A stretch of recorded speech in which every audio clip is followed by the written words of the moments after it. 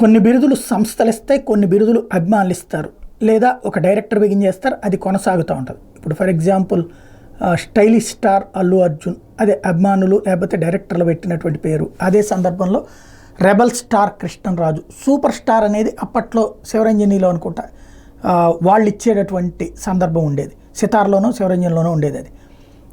అట్లాగే మెగాస్టార్, ఇట్లాంటివన్నీ బిరుదులు ఉంటుంటాయి. అట్లాగే ఇటు ఎవరైతే బాలయ్య బాబుని నటసింహ అంటుంటారు, ఇప్పుడు యువసింహ లైన్లోకి వస్తున్నారు. బాలయ్య బాబు కుమారుడు మోక్షజ్ఞ తొలి సినిమా తీయబోతున్నారు, దానికి సంబంధించినటువంటి ప్రక్రియ ఆరంభమైంది. ఇది సినీ రంగం గొప్పగా ప్రొజెక్ట్ చేస్తుంది.